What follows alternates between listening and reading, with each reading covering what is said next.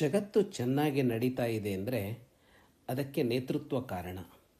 ಇಡೀ ಜಗತ್ತಿನ ಸಣ್ಣ ಘಟಕಗಳಿಂದ ಆರಂಭಿಸಿ ಒಂದು ದೇಶವನ್ನು ಆಳುವವರೆಗೆ ಇಲ್ಲಿ ನೇತೃತ್ವವಿದೆ.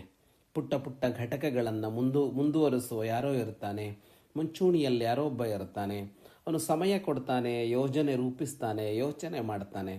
ಎಲ್ಲ ಕಡೆಯಲ್ಲೂ ಅದೊಂದು ಸಂಸ್ಥೆಯೋ ವೃತ್ತಿಯ ಸ್ಥಳವೋ ಅಲ್ಲಿಂದ ಆರಂಭ ಮಾಡಿ ಸಾಮಾಜಿಕ ಚಟುವಟಿಕೆಗಳಿರಲಿ, ರಾಜಕಾರಣವಿರಲಿ, ಎಲ್ಲೆಡೆ ಈ ನಾಯಕತ್ವ ಬಹಳ ಮುಖ್ಯವಾದದ್ದು. ಇನ್ನು ಆಂದೋಲನ ಹೋರಾಟಗಳಲ್ಲಂತೂ ನಾಯಕತ್ವವೇ ಅದರ ಯಶಸ್ಸಿಗೆ ಕಾರಣವಾಗತ್ತೆ. ಆದರೆ ಈ ನಾಯಕತ್ವ ಸುಲಭ ಅಲ್ಲ ಅಂತ ಒಬ್ಬ ಕವಿ ಹೇಳ್ತಾನೆ.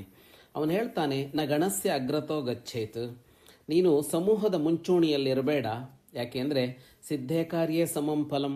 ಒಂದೊಮ್ಮೆ ನೀನು ಯಶಸ್ವಿಯಾದರೆ ಇಲ್ಲಿ ಎಲ್ಲರಿಗೂ ಸೇರಿ ಫಲವನ್ನು ಹಂಚುತ್ತಾರೆ, ಅಂದರೆ ಅದರ ಲಾಭ ಎಲ್ಲರಿಗೂ ಬರುತ್ತೆ.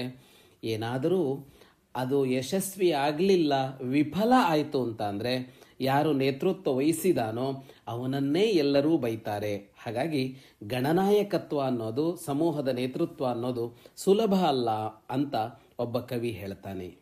ಶುಭಂ ಭೂಯಾತ್. ಪಂಚಲೋಹದ ಪ್ರಣವನಾದ ಘಂಟೆಗಳು ಹೃದಯಾಂತರಾಳದಲ್ಲಿ ಅನುರಣಿಸುವ ಚಿರಂತನ ಮಂಗಳ ನಾದವೇ ಪ್ರಣವ. ಸಾಧಕನ ಶ್ರೇಷ್ಠ ಸಾಧನ ಪ್ರಣವನಾದ ಘಂಟೆಗಳು. ಇಂದೇ ಕರೆ ಮಾಡಿ 8050124365.